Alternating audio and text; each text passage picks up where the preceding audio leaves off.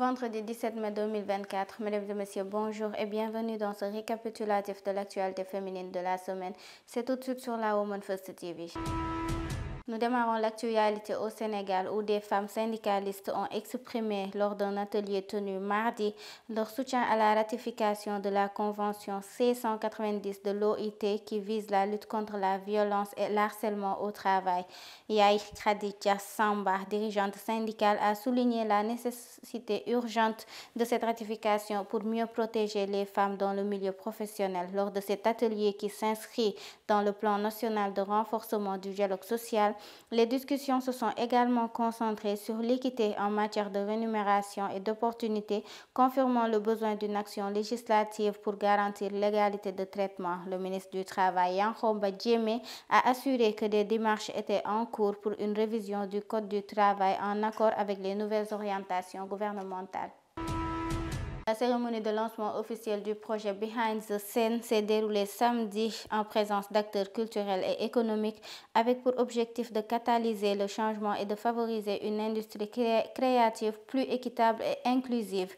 Dirigée par le laboratoire de recherche économique et monétaire l'AREM et l'Institut des arts et de la culture ISAC de l'Université Cheikh Anta Diop de Dakar, le projet met l'accent sur les jeunes femmes et l'inégalité entre les sexes dans le secteur créatif africain.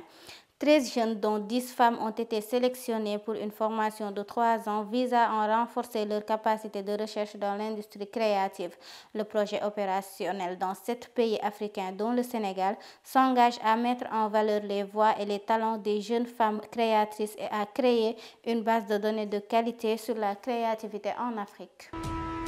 Un atelier de renforcement des capacités de l'antenne de l'axe nord du réseau national des femmes travailleuses du Sénégal s'est ouvert samedi à Saint-Louis. Cette session de 2 jours avait pour objectif de renforcer les compétences des antennes régionales de l'axe sud et nord sur le leadership transformationnel féministe. La présidente du RENAFES, Fatoumata Bintou Yafa, s'est entretenue avec des journalistes en marge de la cérémonie d'ouverture de cet atelier organisé au lycée technique André Peytavine. Elle a plaidé pour la discrimination zéro, rappelant que l'État a ratifié la Convention 183 de l'OIT sur la protection de la maternité et estime qu'il ne doit plus y avoir de discrimination dans le milieu du travail.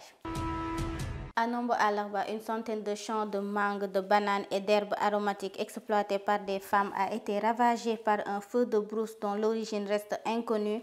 Le feu s'est déclaré lundi vers 18h, se propageant jusqu'au petit matin, malgré les multiples tentatives de l'éteindre, a déclaré Marcène, l'une des propriétaires des périmètres emportés par les flammes. Selon elle, ces pertes pourraient être estimées à des millions de francs si l'on prend en compte les périmètres de bananes et de mangue et ceux dédiés à d'autres cultures. Mané Choy, une des exploitantes de ces champs, invite les autorités à venir en aide aux propriétaires qui sont des soutiens de famille. Elle précise que le travail dans ces champs permettait aux femmes de Nombo Alarba de générer des revenus.